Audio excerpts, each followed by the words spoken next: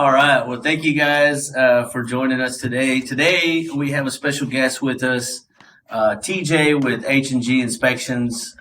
Great guy, great company, and we just wanna chat with him today about inspections. I've got my beautiful wife Monica with me today, and Mr. TJ with us as well. Hi.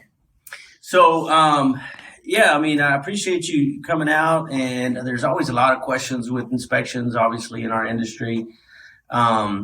You want to tell us a little bit about your business, how many inspectors you have, and Okay. whatnot? Yeah. We've been in business now. This will be our 10th year coming up. So Okay. we have 18 inspectors on our team, which gives us a lot more flexibility. We can cover, a couple hundred inspections in a week, and we can usually get out right away. So that's kind of one of the things that set us apart from a lot of our competitors is the size and the amount of training that we require our inspectors to go through. So we have 6 certified master inspectors, which, as far as I know, is the largest team of certified masters in the state. And So when you say masters, I mean, what exact? How does that? How is that different from just like an inspector just coming in? I'm very glad you asked that question because, that's a great question because a lot of people have not heard that term. Monica's a broker, probably hadn't heard that term very often. Right. Licensing in the state of Texas is done through the state and the real estate commission. It's not done that way throughout the whole country. Some states don't require any kind of licensing for home inspectors. So there's an International Association of Certified Home Inspectors, INTERNACHI is the acronym that they use. Yeah. And INTERNACHI is really designed to show that you are trained and that you do have the qualifications to be a home inspector. So in states that don't have necessarily licensing with the real estate commission, that is the way the inspector shows that they're trained or whatnot. They're still not required to have it in some of those states. Here in Texas, luckily, we're in a state that has pretty high standards for home inspectors already as a real estate commission. And then INTERNACHI, we add that, and a lot of inspectors here in Texas do add that as well. And you'll hear them talk about being a certified professional inspector, CPI. Mm-hmm. And that's through INTERNACHI. Okay. A lot of them, for some reason or another, a lot of times they don't meet the qualifications to become a certified master as opposed to a professional. Mm-hmm. Or they, as individual inspectors, it's a pretty large fee. And there is additional 200 or so hours of training to move to that master side. Okay. And you have to have done literally thousands of inspections, paid inspections. So, most inspection companies, at least in my experience in the Houston area, there's some big guys out there. There's other large companies. Yeah. But for the most part, most of them are a couple inspectors, maybe 2, 3 guys working together. Yeah.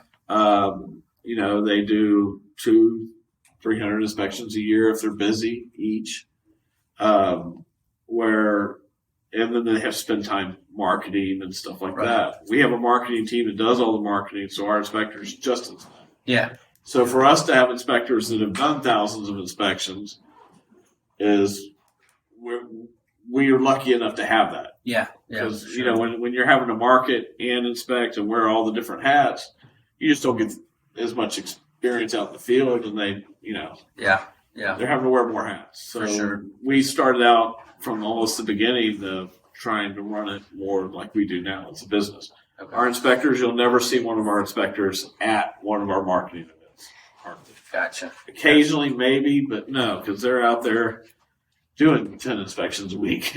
Yeah. We don't ask them to do that additional. Only thing we ask them to do is do additional training.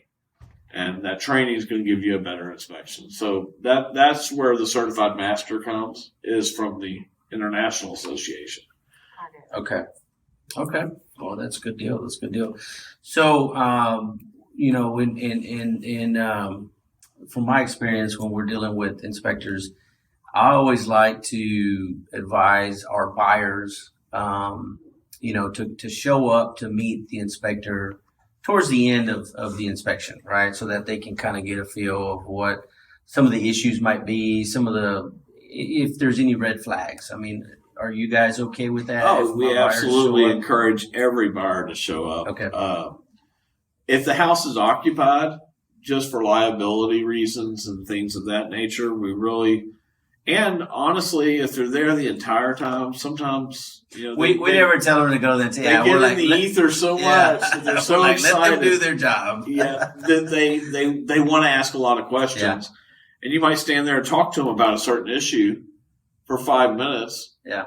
And then at the end, when you're editing the report, you realize, wait a minute, I didn't even put that in there, even though we talked about it for 5 minutes. Yeah. So a lot of times we like them to come at the end. Okay. And one of the reasons is our software allows us to be able to deliver the report, the final report, before we leave the property, as long as we have a good internet connection with our hotspots. Mm-hmm. So with that being said, by the client coming at the end, we're able to go over the report they're going to get emailed to them. So we found, early on, first year or two in business, that going over the final report with them made a huge difference. It made it where there was a lot less questions. Because if you just say, hey, let me just walk you through and show you what I found, it never fails. There's something little that you just forgot to mention that they see on the report, and it becomes a concern. And that becomes a problem, not just, sure, they call us and we correct it pretty quickly, but it becomes a problem for you because all of a sudden they're crawfishing a little bit or saying, is this a big deal, this crack in this tile, when it's really not, when laid properly or something of that nature. Yeah. Or if we go over it on the final, every page of the report, every picture of the report, they have very few questions. Yeah. Sometimes they might call us and say, hey, I know we talked about this, but could you go over it one more time? Right. Instead of calling us going, you didn't say this at all. So I think that, the industry has shifted in the last 2 years to more inspection companies starting to do that, which I think is great. And I think it's helping the industry. Yeah, for sure. And I got to believe that maybe we influence that a little bit. Well, I always tell our clients, you guys as inspectors, y'all are kind of like the PCP.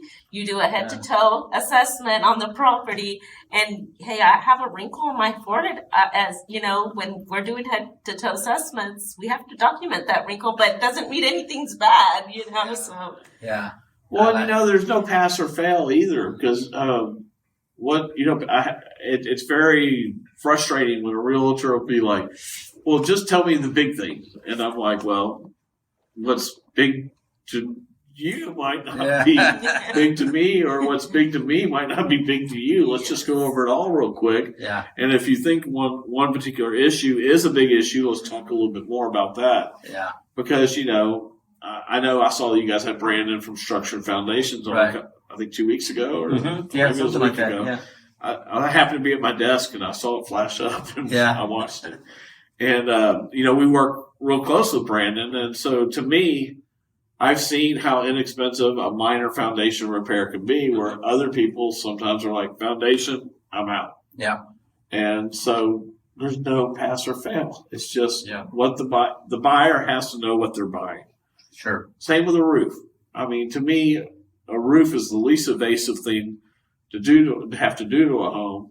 If you love a home and you love everything about it, and the price is right, and the only problem is the roof, I just put a roof on. You can fix it. Yeah. A moderately sized home for $6,500. So a 30-year shingle. Yeah. So again, no pass or fail. It's just what the buyer has to know. Yes. Yeah. That's why it's so important, just to get as much information as possible. So, so I appreciate it. I appreciate your time, TJ. Thanks for coming out and spending the morning with us and going over this. Do you want to share your contact information? Oh, absolutely. Maybe your website or the number to the office in case any of our colleagues in the business want to reach out to you? Absolutely. Or to your business? Our office number, we're located, first of all, at 2020 North Loop West over at TC Jester at 610. And the Preserve right behind there. Our suite number is 150. We have a walk-up door. Realtors are always welcome to come by the office. Sometimes the door's locked just for safety. You can call or ahead of time or just knock. You're welcome to come in, use our conference room. If you're showing houses in the area but don't have an office in the area, a lot of times realtors will stop by, sit down and put together a contract, which that's my favorite. Or if you ever have any questions, you can always call our office, 281-782-7451. Our website is hghomeInspection.com. And my personal number, now don't call for appointments, but if you ever have a question about one of our reports or anything about our company, 713-899-9526. Awesome. Well, thanks for sharing that. Thanks again for all the Thank you. information. It was very Well, helpful. Thanks so Very much. good. Thank you so much for having me. I really appreciate it. I enjoy our relationship because you guys do business like we do, above the table and present it all. So I love that. Absolutely. You guys take care. Have a good one. Bye. Bye-bye. Thank you.